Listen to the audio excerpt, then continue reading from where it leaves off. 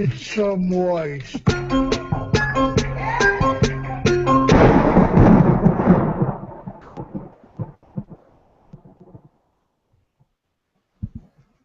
Hey everyone, and welcome to Functional Meatheads. I'm Mark DeSalvo. And I'm Furlan Sanchez. I'm starting to understand what it's like, why it's so hard to repeat when you're a champion in any sport. You know how it's why it doesn't happen often. The repeats, the three-peats, because I've been Go ahead. I've been summoned to come back to the fantasy football league that I won last year, and I just kind of feel over it. It feels like been there, done that. Maybe I don't have the heart of a champion. I don't know. I think it's a mentality thing. I think it's like, I read it like, or think of it this way: why do those people who win multiple, what do they do differently? You know what I mean? Like, let's look at John Wooden. Like, how the hell did he win so many in a row? You know, Right. like the dynasties.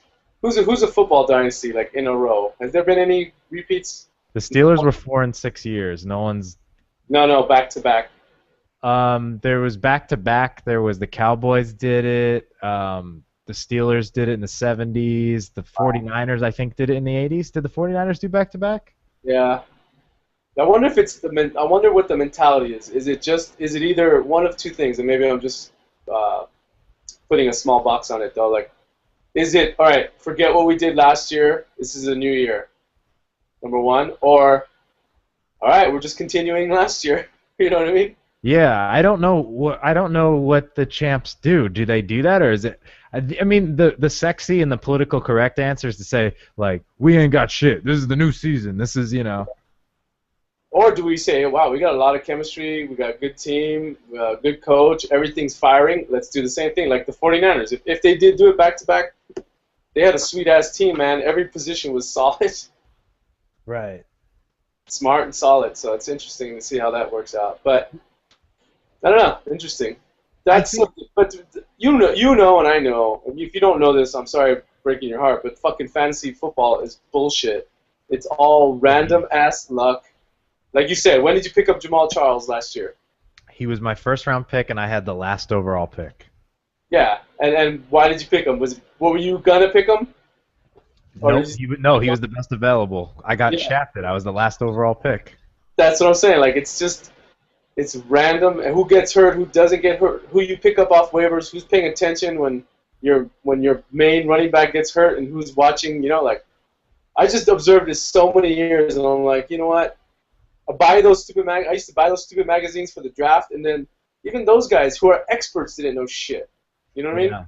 Although I will say, last year, I tried really hard. There was a lot of luck, like you said, like getting Jamal Charles, having a quarterback who made it through the whole season, not getting hurt, and putting up just the numbers you needed. But running backs were at a premium last year, and every week I would scout the matchups, and I would be the first one to be studying the waiver wire always, and I would pick up 2 a week, and I'd hedge my bets. I'd have 3 start. I knew Charles was gonna pull through, and I knew at least one of those other guys would get me across the line. Usually, you were just picking up running backs off the waiver wire. Yeah, I was hedging my bets every single week. Yep, off of sure. matchups. No, that's why I said I won that. I was lucky to get the first team I got. Head-to-head or rotisserie? What's that? Your league head-to-head or rotisserie? Head-to-head. Okay, but head-to-head is freaking hard to win, dude. Yeah, man, I won it. You can have the best team and just have a bad week against somebody. Exactly. Like, what the hell? Yeah, the guy who the guy who was the top team ironically, the guy who was the top point earner the whole season, he lost in the semis. And he had Peyton Manning. He basically was the Denver Broncos. Yeah, that's what I was gonna say. You pretty much picked that. Yeah, exactly. They were together in spirit. I did a Premier League soccer thing, but I don't like how they do it. It's just rotisserie. You don't really play. Yeah, that's why I don't like. Yeah, I don't think they figured out how to make it super competitive yet. Yeah, that's why like hockey doesn't work well. That's why basketball, in my opinion, doesn't work well. Baseball only works well because it's the original rotisserie. Yeah. That's really it, though. Yeah. And those guys didn't make any money off of it. It's so weird. There's a good documentary on ESPN, 30 for 30, I think. Oh yeah, that was a good one. It was all like reenacted scenes and stuff. There was a lot of production value in that particular 30 for 30. Like they did a Uh, lot. It was yeah. cool. Yeah, I think you'll, well, good luck. I know a lot of people are excited. I just quit that one year because my Tom Brady got hurt first play of the game, and I'm like, never doing this again. Because everything was meticulous just to get Tom Brady to get 35 points a game, which he would because they were passing that year a lot. But, Yeah. I don't know. Yeah, that was we'll see what happens. I mean, we got more money riding on it this year, so maybe that'll be enough to motivate me more, you know. There's nothing worse than having a shitty team and owing that money. I know. And you're like, you're seventh place, and you're like, my team just sucks. Johnny Manziel, quarterback, you're Yeah. terrible. We'll see what happens. That's the thing. It's always the injuries. But He's like I'm crazy. not, He got caught flipping off the Redskins sideline. oh yeah, Menzel. I heard about that, but I didn't like read it or watch videos or anything. Crazy, dude. Yeah, he's gonna be a trip. And the more destruction it brings to Cleveland, the more it makes me laugh. Read the article about how Jerry Jones had to be stopped from drafting him. Oh, really? Yeah. Like, they literally had to stop him because he's like, no. He's like, no. He wanted him so bad. He's like, no. You're not going to get him. That's so funny. It's like no. Like, he should have just done it. He's like, that's my team. I don't give a shit. It's like, Dad, you're drunk. Stop. That's so crazy. Oh, that's hilarious. Oh. He just spent all that money on Tony Romo, and he's about to pick Johnny Manziel. I don't know, that Tony Romo. I don't want to talk bad about Tony Romo, but dang, that's crazy. And it's not guaranteed money, so you never know. Yeah, exactly. That's what a lot of people never realize. I was having that discussion with someone today. Like, people sensationalize a lot of things in sports, I think, because, I don't know, maybe it's just because, like, when you're 9 to 5 and you just don't have a lot to talk about. I don't know, but, like, It's just a game that we have to make interesting. ESPN is the perfect example, man. It just used to be highlights, yeah. and then, drama gets ratings. Oh, okay. Rutgers coach got fired, or the humanitarian. How can we make these guys look human? It became like the Disneyfication of sports. Yeah. Where it's like, okay, CNN Disneyfication of sports, where it's like, okay, 24 hours. All right, what are we gonna do for 24 hours? And there's people in the room literally just saying, okay, how can we get on there? But sports is pretty much unwatchable now. You just watch it that 1 hour, and it's a bunch of replays of the same thing over and over until the next 24 hours. And then now they just do talk radio on TV. I know. It's like Fox News. It's hard. It's hard to watch. It's weird. And I don't like any of the people they have. They're just like talking heads. All the cool people left. Tom Patrick, Oberman's back, but I don't think he's in the same capacity. The guys who are smart, had wit, created that thing. Now it's just like a machine that runs. You pick this type of dude, looks like this, says this. Well, you segued nicely into kind of like everything we've been talking about, and the other thing I was going to bring up is that, like, I was thinking about that. I was listening to a podcast on the way home, and they were talking about innovation. And they were talking about how, it was on Rogan's most recent podcast, and how, big countries, big companies, they're usually not at the forefront of innovation because, usually, because they have a monopoly, they have to be extra cautious, and then ultimately that ends up costing them because in the first place, a lot of the reason that they got to the status they were is because they were innovative. And it made me think to myself, like, how do you kind of keep your edge once you kind of are on top? And that's why I said it's tough being a champion, How do you keep that edge? And it makes me wonder, and I was kind of thinking out loud, is that, maybe one of the answers is if you're a company, it's like you put all that excess money in an account that you have some type of setup that you're not going to touch unless in case of emergency, and then maybe just act like you were when you were still starting up, I don't know what the answer is, Or you train like in Rocky IV where he goes and asks to go out to the Siberian desert, Or are you thinking like Google? Like, how does Google not become the man, even though it already is? Well, I think Google is an interesting case because, in a lot of ways they haven't quite, but a lot of that is marketing, because we found out that they kind of are the man now, Well, isn't it like the snake that eats its own tail? I don't know.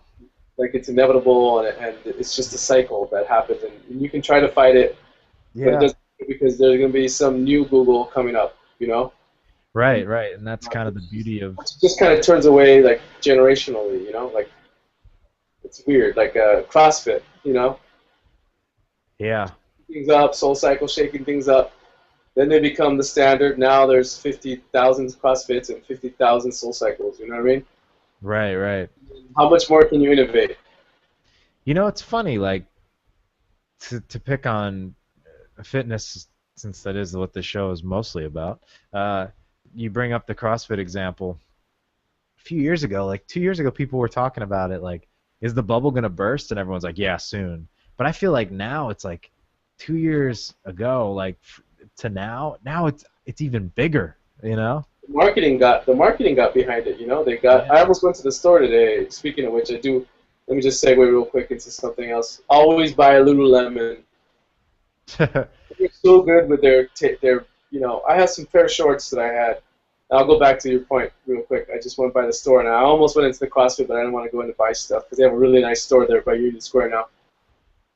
So I went in. I have these shorts that I've had for like 4 years, Lululemon. They're black, they're basic, but they've already faded a little bit. And the pockets had holes in them, you know, from carrying my keys and working out and running. Right. And I go, hey, I want to get these, the seam, you know, can they sew the pockets back? She's like, yeah, take it to the back. The girl in the back's like, no, you need new ones. She's like, how old are these? I'm like, oh, it's like a year old. And she's like, no, they're not. You fucking liar. I was like, I didn't want to feel bad because she's like, okay, just go swap them out for new ones. These are like $60 pair of shorts each. Wow. And they've already moved on like 3 generations. The new ones don't even look like the old ones, just in name and like concept. And this is like the 4th time they've done that. Whenever I've had something, even if I take very good care of it. So if you buy Lululemon stuff, take very good care of it. Don't put it in the dryer. I know it says you can. I don't. I just hang dry afterwards. And I've had stuff Dry last. so fast anyway. Yeah, I've had it last forever. But every time I go, if I have one single issue and they can replace it, they'll damage it out and replace it. And here's why. They take it and then they learn why. They take it to R&D and they say, oh, why did this fail? Why did this seam fail? Why did this material fail? And then they make their next generation better. Right, but see that, not to pick on Lululemon Yeah. but their stock price fell in the last quarter because they were having huge QC issues. That the last generation of stuff that came out, so that your stuff predates this, Yeah. was like shit. It was ripping like crazy, and they were having lots of problems. Wow, I wonder, but that usually makes a company not want to replace stuff. But every time I've had either they sew it or they replace it. I've never had. Maybe it's just New York, Well, but that's awesome. That's great customer service, though. I mean, I'm looking for like everything I've ever owned. Geez, they just replaced 4-year-old pair of shorts, which I'm like, wow. well, because you lied to them, you dick. No, she knew. I told her I told her one's 2 years old and this one's about 1.5 years. Yeah. But she knew that it had. She's like, we don't even make these anymore, and I'm like, So she even wanted to swap them out for something more expensive, and I'm like, no, I'm fine. I was actually pretty honest. Like, you know what? Let me try them on. Because I literally went in there and said, hey, I need you guys to sew these pockets. And then I was like, I was even going to ask for the other ones back. I go, hey, can I have those back? Can I use those? Because they're still good shorts, man. So I was just like, wow. So they climbed it out. And, you know, but I'm a good customer. Like, I buy things and everything. Anyways, even though Lululemon's expensive, they have really good customer service. Take care of your stuff and just be good with them. It's worth the price. Because I've had, not only does it last 4 years plus, but if you have any issues, they usually work with you on either sewing them or getting them back. Anyways, that's my. Well, that's cool though. That's good. That's good to know. I mean, you know, I've never actually purchased anything from them, but I know it's quality stuff, and I always have said like, maybe I'll do it, maybe I'll, you know, whatever, but never have. But They've only screwed me over once. It was on like a yoga strap, and they wouldn't take it back because I took it out of the package. And I'm like, really? It's like the stupidest little package. It's like you just slip it back on, slip it back out. It was really bummer. But whatever. You put your foot on it. Yeah, I know, right? So back to the CrossFit. I think the marketing just got behind it. The marketing and the, you know, you can make a snappy commercial with somebody in, you know, black and white sweating in the room alone with a deadlift, and, you know, you can make it look good, you know? Yeah. And I think it's the other people that, and to be honest with you, if you're one of the people that don't get hurt and is in good shape, you're going to have a nice body if you're working out like that. You know, I'm not going to deny that. You're gonna have a nice body if you work out like that. You don't get hurt. You're gonna have a sweet body, you know. And they do have certain principles that we both agree with, like the mobility and we were talking about this. One of our fellow trainers started getting into it, and I'm like, it's perfect for trainers and it's perfect for highly athletic people. I don't have a problem with that. What I want to see is like, what are the numbers on people that Joe Schmo going in there, needs mobility work, needs the full gambit, and I want to see how he does. I've never seen that story. I've never seen that side of CrossFit. It probably exists. I've just never seen it. I've always seen the ex-athletes, the trainers, the workout junkies. I've seen that be successful there, but I've never seen, hey, we took Bob off the street. He weighed 75. He was overweight 75 pounds. Yeah, I'm sure they have those stories. I'm sure there are. But you think they would have marketed that by now, Yeah. Well, bring up the study that they're suing the NSCA over, the Ohio State study. I can't remember which one it was, but they took 50 non-CrossFit participants and put them through a CrossFit program to measure their progress to, see if they would make the claim of increasing lean muscle mass, increasing VO2 max, all that stuff. And they did. But a certain percentage dropped out due to injury. I think there was like 16 people. And but I don't believe in the study, but I can't remember. I don't believe that they said like if these people were ex-athletes. I don't know if they profiled the people at all. You know what I mean? Yeah. Yeah. It would be interesting to see, but look it up. I don't want to butcher it. They're basically in a litigation. I believe it's an affiliate. I don't think CrossFit HQ is actually a part of it. I think we should. Yeah, let's clarify that just to make sure we don't get in trouble. It's a study. What more links can you put on there, or what more can people look it up? Because it is a. Well, here, I'll bring it up. It's pretty easy to find. It's an important thing to like. I don't know, like.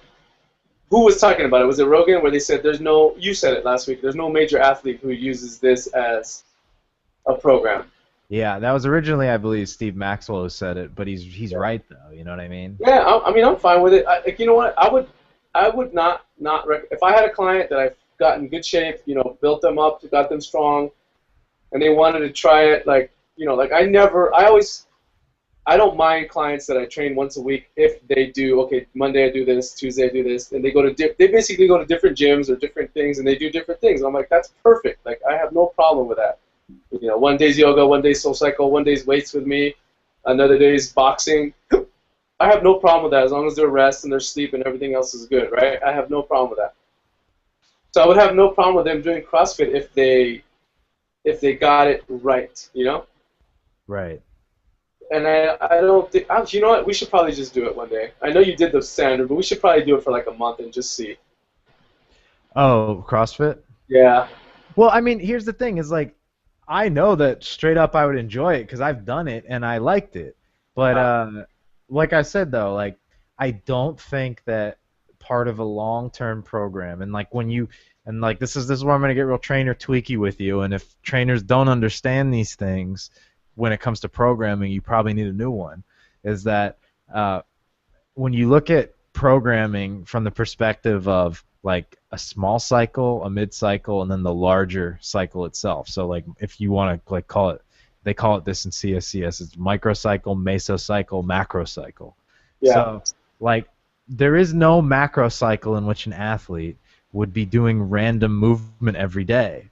Like only WODs, in other words, that they would be at the mercy of whatever the guy dreamed up or whatever the CrossFit site tells you to do that day. There's just no way, because if you're trying to increase the strength of like an NFL lineman, you're going to want measurable results. You're going to want like tried and tested things. That's what maybe you would throw some workouts of the day in there, but his foundation is still going to be like the bench press, the prowler pushes, the deadlifts, you know what I mean? Yeah. It's not gonna be like, all right, come in and do burpees, come in and do this. All right, you're done with your workout for the day. Go take an ice bath. It just doesn't work that way. Maybe one day a week they do that to keep it fun, but and that's the point that like Ripito and it was Ripito, not Maxwell, who said that. But I think Maxwell echoed it though. And, okay. But it's true though. But like you said, we should do it. and it's not.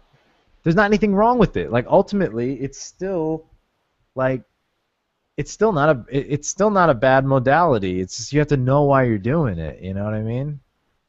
Yeah, I agree. I agree, and it kind of led me to believe in, you just people. I think people unfairly slam it just because of the cult status, and not making fun of the cult, but like God, people just shut up about CrossFit. You know what I mean? The people who slam it. But whether it's good or bad, like you and I talk about it all the time, but we use it in frame of reference as training, programming type scenario. Yeah, but we debate it as if we were like academics. Not that we were academics at all. Yeah. But we're debating the merits of it. But Yeah. other people, the same people who criticize it all the time, are the same people who criticize whatever's popular at the time. They're the haters. Yeah. All right, that's enough about that CrossFit. Yeah. Projects. Do you have any new projects? None to speak of. I mean, I have a lot to say about stuff we were going to talk about today. So why don't you take the... Yeah. Let me just go with a quick project, 5 minutes. Yeah, go ahead. Cell salts, CELLSALTS, cell salts. I'll probably do the next podcast on that just to kind of research that. But it's basically taking essential minerals that we're missing in our diet. There's 12 of them, and putting them into your system through a little dissolving pill form. And again, I did it at the same time that I was doing another project, so I don't know which is working and what's causing this to be, But so far, I feel pretty good on it. And again, I'll leave that more to come later. But the other one is I started a modified walls protocol for myself, and I feel pretty good. Like I don't know if it's just knowing the research behind it, like actually fueling your cells and making your cells optimal. But I feel fantastic. Like all energy's good. Sleep is awesome. No cravings is the weirdest part. And essentially, I'm eating the same thing. So basically, a lot of greens, protein, nuts. Walnuts. And then the only thing I added differently is mushrooms, onions, and red bell peppers, and then just more of everything. So more vegetables. And it's pretty good. Like I feel fantastic. I feel really, really good. So it's going to be an interesting couple of weeks because I'm going to try to keep that going. But the energy levels are fantastic. So, and I sent you that food pyramid. It's pretty interesting. She does the same as a lot of other people. You put the fats on top. It's paleo, but it's an interesting dynamic. So more to report on that later. But I'm feeling pretty good on that. So. I vote that we change the name of the paleo diets because like all simple people ever seem to get stuck on is like that's not how paleo people ate, and it's like okay, we understand that, but it's just a name. Like they get stuck on the name. I think there's a lot, and then there's ketogenic, all this stuff. It's pretty interesting. I was talking to a girl at the front desk because she's vegan and she swears by this book called the 80-10-10, and it's 80% fruits and vegetables, 80% carbs. They addressed this, I believe, in that documentary of the British guy that we watched. The one who did all the different diets. The fasting. I believe that this diet is addressed in there. The fruitarians or whatever they call them. Check it out because it's very interesting. I go, yeah, I was like, I'm open to any sort of nutrition just to see what they say because 80% carbs, I think I would die. Well, keep in mind not crap carbs. It's vegetables and fruits. Yeah, well, keep in mind, vegetables and fruit, while they are carbs, is a very small concentration of carbs. So you're not really, yeah. In other words, a gram of sweet potato has a lot more carbohydrate than a gram of, I don't know, broccoli, spinach. Yeah. That's what I mean. Yeah, no, I don't know if it said get rid of the starches. I gotta review that. But the walls pretty much says get rid of your grains, not too many grains, even though she has some grains. I'm like, oh, it's interesting because I've only been having about 75 grams of farina a day. And I tell her, I'm very sensitive to sugars and grains and carbs. So when I have those, I get really hungry and I'm like, oh, so I almost have to have backup for my protein and fat ready to go because I know I'm going to need that. And I'm trying to do the Maxwell thing, so I eat my carb meal separate than my protein meal. Yeah, it's strange because I really like that, by the way. I suggest you should put that into one of your projects one day. Oh yeah, no, I've tried it before actually. Yeah. I should have talked about it. Yeah, no, I didn't do it long term, but it makes sense. It's very like Gracie like. I'm sure he picked that up in his jujitsu days, cause like that's a lot of like kind of how they look at things. Like eat the avocado by itself, and you're not gonna ever mix meat with starches, you know, like that kind of stuff. Like very big into that type of thing. Sort of makes sense. I mean, it makes sense of like whether or not you're going to adopt it long term. I mean, these types of things you have to admit sort of make sense because it's like if you're trying to run a real low inflammatory kind of way in your system, you're not gonna be shoving burgers and fries down your throat. You know what I mean? You're gonna if you want that meat and you want the potatoes, you're probably gonna eat them separately. You know, it's just kind of a natural thing. I don't know. Maybe I'm just being weird. No, Uh, no, it's an it's an interesting thing to play around with. And again, you and I are always about nutrition. Play around with your nutrition. Find out what works for you. I think it changes so much too. Like what works for you for a few months is not going to work for you for the next few months because it just seems like things changes the constant in life. So you're always going to need something. Like What I I, noticed, Go ahead, go ahead. you know, with myself, because you know, losing as much weight as I did, almost unintentionally, but sort of intentionally, kind of just going through jujitsu. Uh, you know, I also changed my diet when you talk about also starting two things, starting jujitsu and then changing and measuring, you know, the carbohydrate intake Yeah, really changed a lot for me because you know I lost 10 pounds pretty quickly, and the interesting thing about it is that the there goes that train of thought just veering off somewhere else. Yeah, but the crazy thing about measuring carbs and whatnot, and it's something that I sort of picked up is that like from like weight cutters, like especially like in boxing, mixed martial arts and stuff, like reading a lot about what these guys are actually doing. Um, there is, and I don't just for in the interest of just blowing up someone's spot.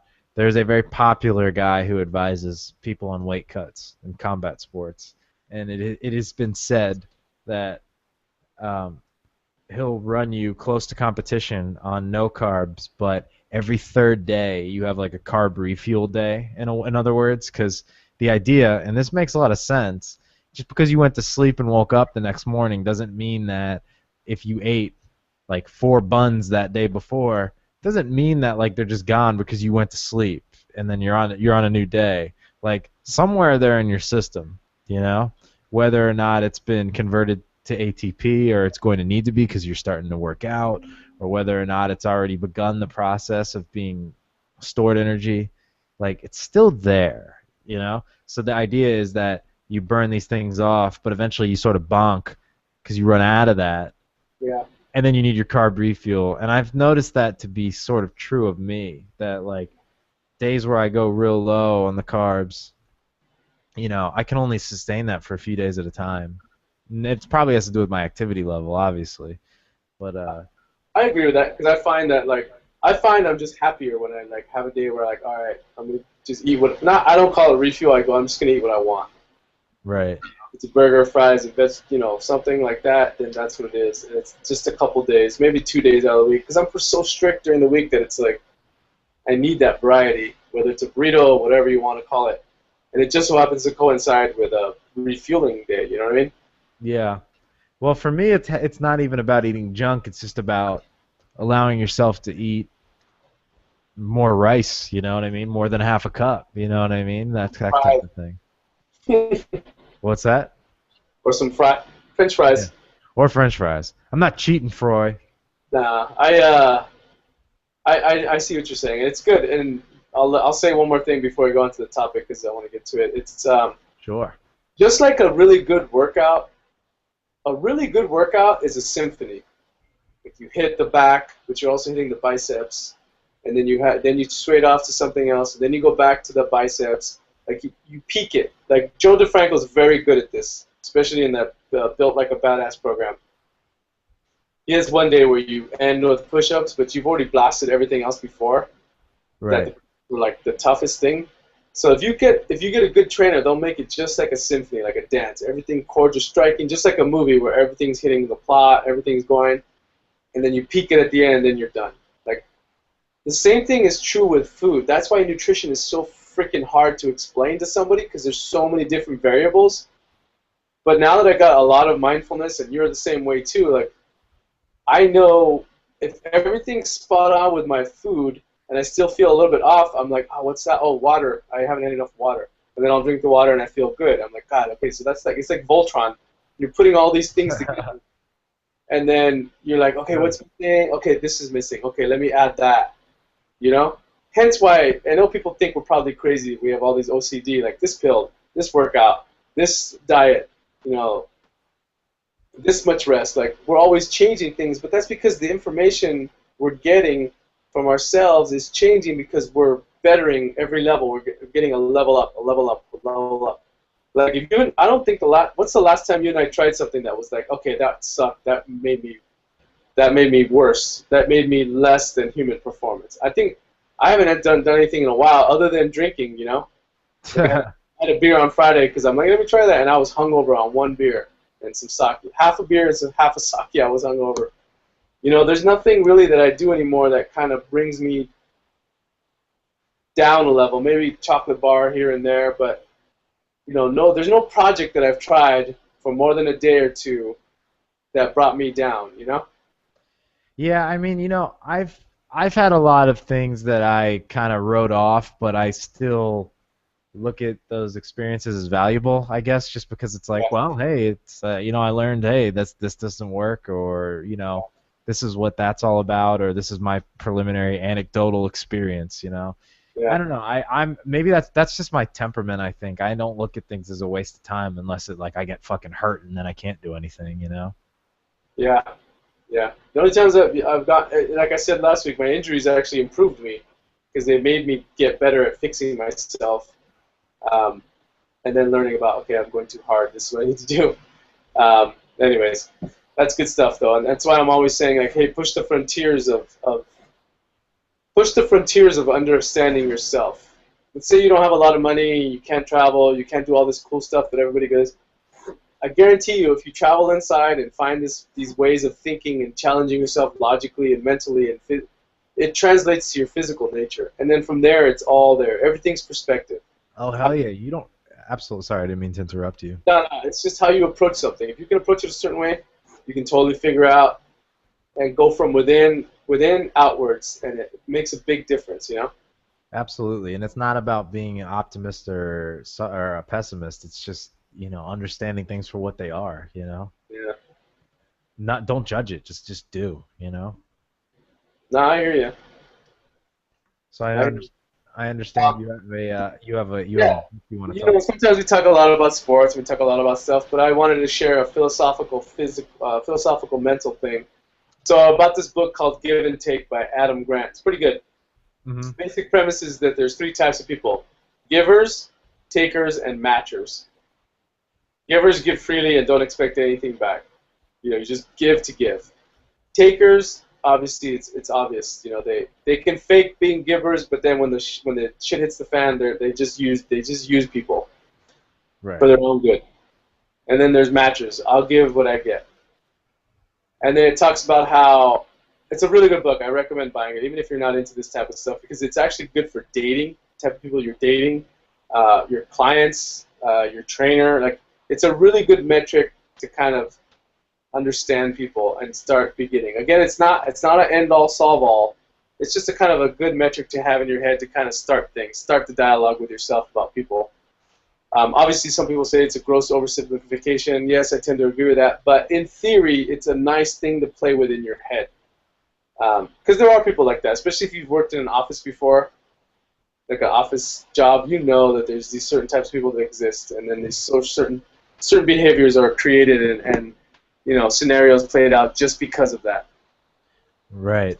So, in theory, you think that the takers obviously succeed in business and all that stuff, but in reality, through all the studies he's done and all the, you know, historical historical experiences he used. It's actually the takers are on the givers are on the top, but they're also on the bottom. So the winning strategy, and I hate to say it like that, is to be a giver, a free giver, but you just have to be a certain type of giver. Don't be a doormat, you know? Right. So it's an interesting concept to play around with it and start using in your life, because it literally means giving of your time and your knowledge for free and don't expect anything back. It's a cool little Rubik's Cube to play with your mind, because some people are like, well, usually, you know, since sometimes I tend to be a matcher, like I'm only going to give what I get, you know? But that's a limiting strategy, because you might miss out on opportunities because you preconceived what you were going to get out of it, and then that's it. Or if you're a matcher, let's say, oh, I've already asked Mark for 2 favors, and I haven't done my matching yet, so he might not, and then you just don't even do it. You know what I mean? Right. You limit yourself in that aspect. So it's an interesting concept to play around in the head with. I totally recommend the book. Does he but- simplify it that much of like a matcher is someone who's only like, well, I've done Mark a favor, now he has to do me one. No. So let's just say he doesn't. To use the term simplify is like it's true, but it's also not true, because he gives so many examples, and the examples he elicits are real time. They're not all theory. So these are not like, here's a study and here's this and here's that. Like, let me give you this person. This person exists in the world. This is how this person does this historically, and this is what this person has done. You know, through history, right now. A lot of it is internet-based, so you learn a lot about the internet world. So even if you're just interested in Silicon Valley and how the networks work out there and how people get jobs and everything else, it's a really good book to buy. But he'll use that context of like, oh, here, what about this strategy versus this strategy, and then that's how he'll talk about the matching versus the giving and the taking. Interesting, because I was doing some research on this book today. Yeah. And I had one.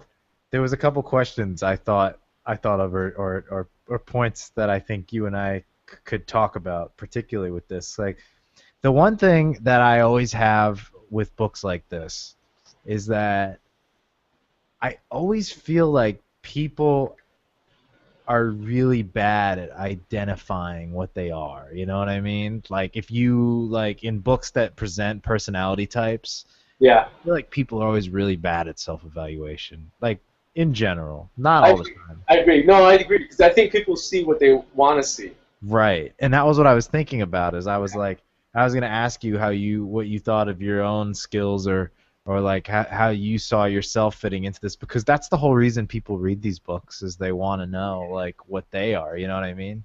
On Like some I said, level. you know how you and I talk about the metabolic typing book? Like, it might not be 100% true and all that stuff, especially now with what we know about all that other stuff. But it's a good book to start the process of thinking about food, how food affects you, and the basics of like, okay, how does a carb affect me for sleep versus a piece of avocado and some meat, you know? Right. Like, I like it as like an appetizer. I still don't know what the main course is, but I kind of want to, enjoy this thought and the way of thinking about it. So the book is good. I think the book is only as good as the depth of the person reading it. So, like, if Kim Kardashian reads this book, it's probably not going to have the same impact as if,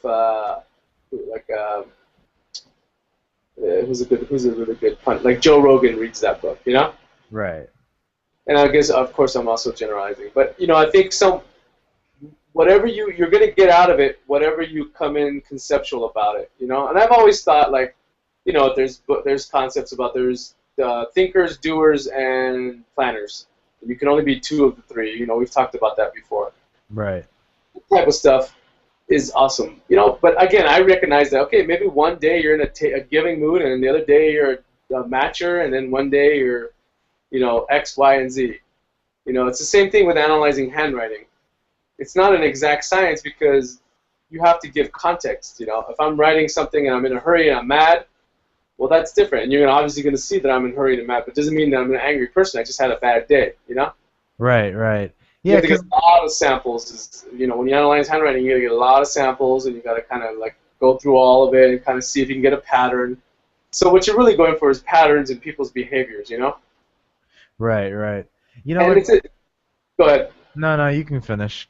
No, I'm just saying it's an interesting thing to start thinking like, oh, okay, you know, is the person I'm dating, are they a giver, a matcher, or a taker? You know, what are they for the most part? You know, is my, you know, you start thinking about things, and usually you have preconceived notions about people like, oh, this person drains me. You know, like you kind of know that. You're just thinking, oh, what's this person? Oh, they're just a taker. You know, or they're definitely not asking me about my day or how my life works. So maybe I'm a matcher, and maybe they're just, you know, they're just a taker, or you know. So it's kind of an interesting thing to play with in your head. And again, do I believe everything that every book says is true? No, I just kind of like these little concepts because anything that helps me understand human nature a little bit better is fascinating to me.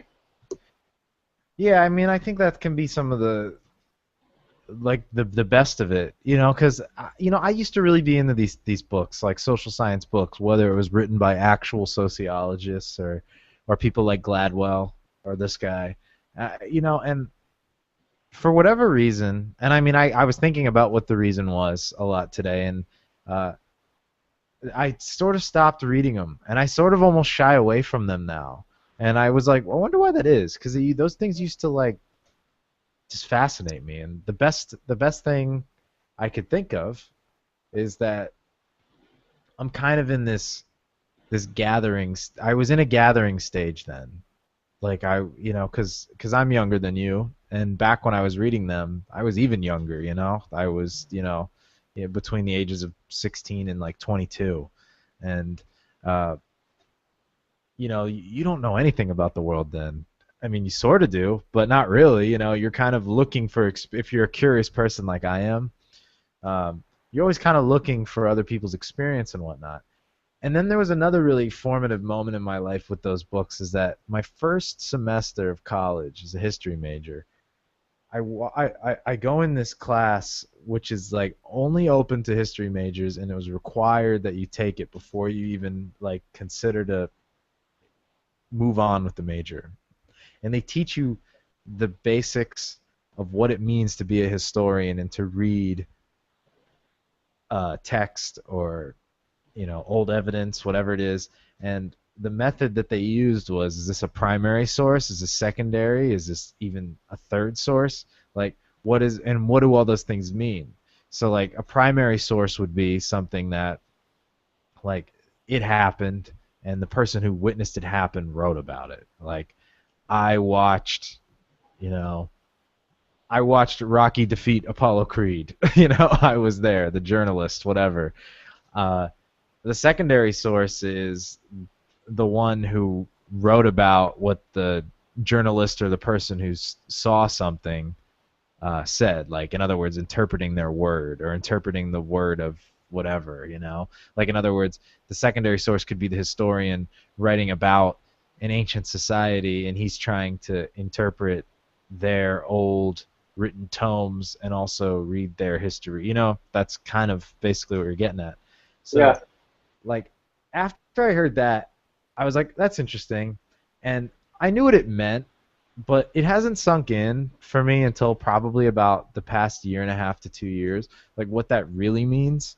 And for me, what it really means is that I'm most interested in like the most authentic experience. So like I guess I'm in a phase in my life where I just want to hear it from the horse's mouth in a way. Like, Yeah.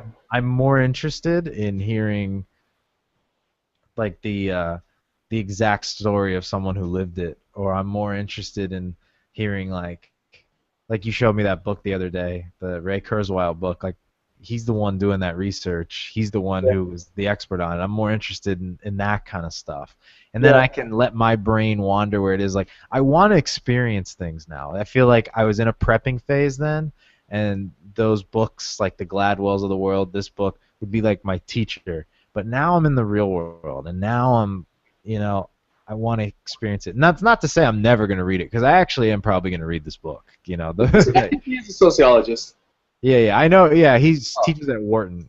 He's which. Yeah, he's like a big Wharton business socio. I forgot. He has a weird organizational psychology. I wasn't wondering what it was because Wharton's a business school, but either way. Yeah, I mean, like, in other words, but even so, like, Gladwell's a great journalist, but it's still secondary. He's still like interpreting things that he read about, you know. And I so is hear you. this. I went through the same phase that you did. I agree with you. Like, I know what you're saying. It's just hard to say it in a certain way. Yeah, and it's not to Like, be critical at all. It's just like I guess I saw a certain futility in like me trying to identify what I am, because like I was thinking about that. What am I? And I was like, I couldn't even begin to know, you know. I think you know. Like, you're pretty much a giving person, you know. I would say so, but um, I guess maybe I'm one of those. I think to tell you the truth, all trainers are either givers or takers. Right. I don't know. Well, There might be some matchers, but I think most trainers. I hope you become a trainer because you want to be a giver. But then I think the job turns you into like a taker, where you're like, okay, what does this guy want? All right, whatever. Buy a package and I'll do this. You know. well, that's a good point. I mean, I always set out to be a teacher, and then I ended up as a trainer. You know. I think the time that you and I put into the sessions and the programming and the thought and everything else and the research away, like we're givers because yes, we're doing it for that one client, but we're also doing it. We're also doing it to make better ourselves for other people, not even just our clients, people we meet on a day-to-day basis. You know. Right. Definitely. That's So a I good think point. I think obviously we'd like to believe we're givers, but the time will tell. Time will tell, and it's a definite thing, good thing for people to play around in your head. Is like, I mean, obviously life is much more complicated than an exam or some sort of theoretical. Along what you were saying is like I got sick of books like this. I've never read any Malcolm Gladwell stuff because I just got tired of theory and thoughts of stuff like this. Exactly. Because if you're introspective enough, you could figure this stuff out. So then I switched to fiction. I go, I don't want to think about any theory. I don't want to read a book on a theory. You know, I'm sick of that. And this book was the first one that got me back into it because I had a personal experience with.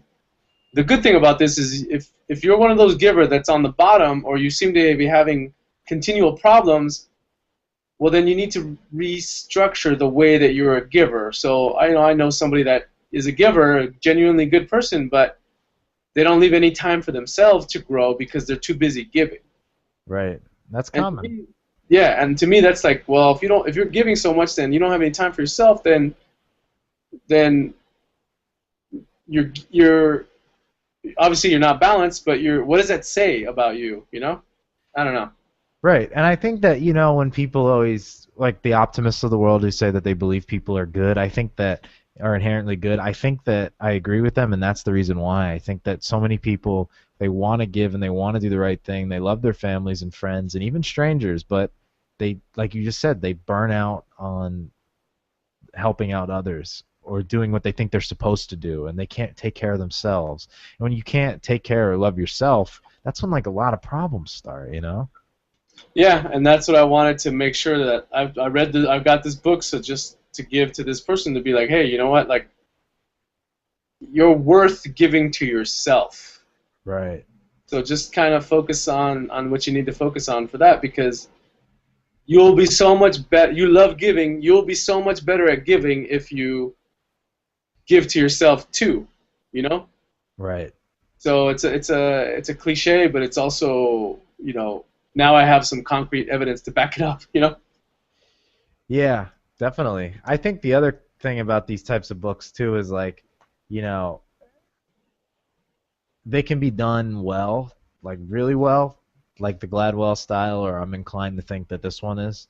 Um, or they can be done, it's like revisionist history. It's like it's easy to say that after it happened, like where were you when you could have predicted this, that type of thing. It's easy, hindsight is 2020, as they always say. Like, because after Gladwell got really popular, this type of book became like the publisher's darling. Like, there's been, in the past 5 years, there's been so many of these types of books getting published, more than any other, I would argue. Yeah, he's pretty. I've never read it, and none of his books ever seem interesting to me. They just seem like a Saturday Night Live skit that's too long.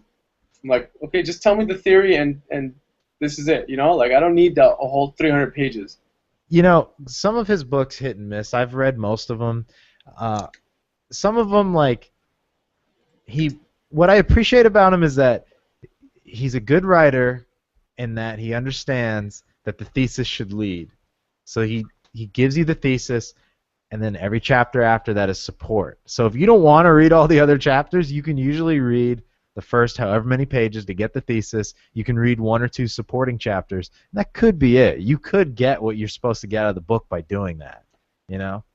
That's very Tim Ferriss of me too. Like the whole like 80-20 rule of learn to take the 20% that will teach you 80% of a skill. Yeah, I kind of like his stuff because it's a lot of little hits, and then he goes on to the next thing. He doesn't give you that. Here's the whole book on just this. You know? Yeah. I mean, there's a lot to say about both, like when you're when you're in the mode of trying to become an expert on something, like you want more than anything like those tomes of like God, it's like you think to yourself, God, I wish Joe DeFranco wrote 600 pages on a deadlift, Yeah. like that type of thing. When you're But in also, that mode. also, you and I know that like we've worked on just theory as well. I've had my most success on just theory because it's loose and in the ether, so you're not over-explaining it to somebody. Right. I don't know, but I can see how people freak out about that. Like, it's like they used to teach us at Equinox. You want different people are different types of people, so you have to sell to the different types of people. Yeah, it's true. I mean, yeah, I mean that's the thing is that situations and people are so varied. You can almost find whatever truth you want to in all these books and things, you eventually kind of figure shit out, Yeah. And all of them have a little bit of truth, Like, for somebody's an asshole, you don't have to be like, all right, hold on, let me find out if they're a taker. No, this dude's a taker, so you're an asshole. I don't need to read a book on that. Right, exactly. Like I think that to myself, and I've begun to and just trust myself a lot more with my evaluation of people. Not like a prejudgment, but like it's more of the energy thing, and it's more of like what kind of energy is this person giving off? And I don't say to myself, I don't like this person or I like this person. It's more of I just try to read their energy, like, oh, this is a very desperate energy. I wonder what's going on here. Like, I want to be careful about certain things I might say around this person, or that type of thing. Like, I think that that's like the evolution of being, gossipy in the way of like, I don't like this person. They looked at me funny, or I don't like this person, or I do like this person because he brings me cookies every morning, Yeah. It's different, I don't know. Yeah, you gotta just be careful with it. But yeah, I mean, it's the same thing. Like, it's start playing around with these concepts in your head. You don't have to stick to them. They're not the Bible. They're not 24/7. This person's this. It's just more like, hey, what's going on here? Like, we started off with the metabolic typing book as our first big, maybe the blood typing book was our first big intro into like, what? Food affects my body? What? And then we evolved from there. So, I always treat these books as like a launching pad, especially if the topic speaks to you. If you have somebody in your life who gives too much, if you have somebody in your life who's a taker, you have a hard time finding out who to date, or you have a problem with the people you're dating, Right. It's something to start. It's foam rolling, again, foam rolling for your mind, Get in there, start working out some concepts. If you like it, you like it. If you don't, you don't. If it helps you at work, it helps you at work. But I love the concept of, if you have a hard time with just giving without getting anything in return, it's a good way to start. Okay, I'm just going to give and then go away. I don't expect a call back. I don't expect an email. I don't expect anything. I'm just giving just for the sake of giving. Right. And I'm not talking about money. I'm talking about time and thought and help. Like, it's standard. You see somebody at the gym, they can't buy training. Do you stop and help them? Right. And what are the consequences because of that? In the world, that's good. So play with those concepts. It's a good thing to think about and let it marinate in your mind, because it's something that's relevant to everybody. Right. Right. I mean, and it goes back to what you said too. I mean, at the end of the day, it's just an awareness, and it's making time for yourself, like not giving yourself into oblivion and not taking a moment for yourself, because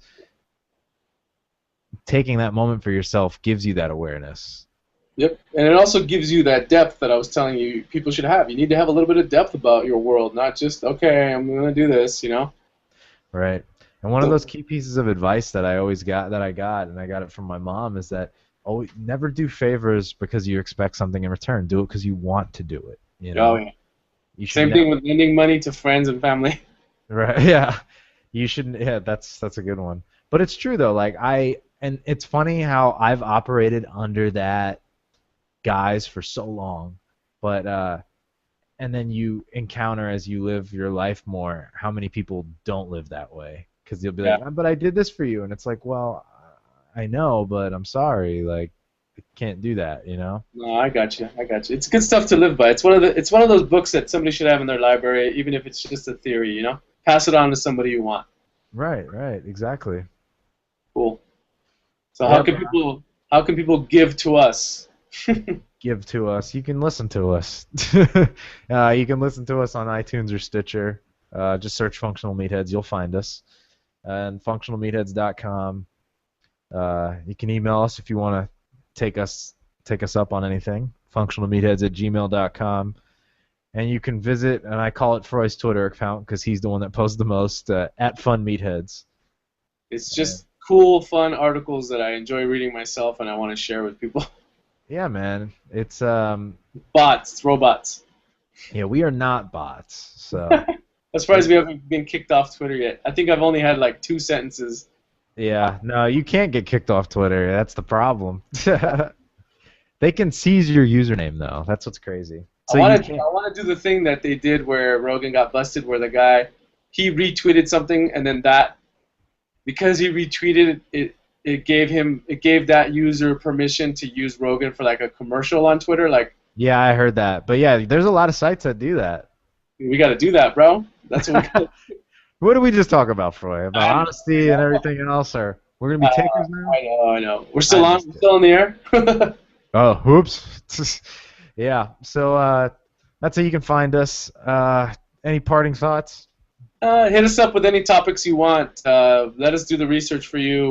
We'll figure it out. But yeah, just keep listening. Keep sending us emails. Tweet us. Give us your thoughts on the theory and the concept of the stuff that we're talking about. Because we're not always going to talk about lifting weights. We're going to talk about some stuff that bends the mind or makes the mind stronger and deeper. So go with it. Yes, sir. Well, we'll talk to you later. Thanks for tuning in another week. We will talk to you next week. Take care, everybody. Watch the show. Watch regular show. Time for the Woo Off in honor of SummerSlam. Yeah.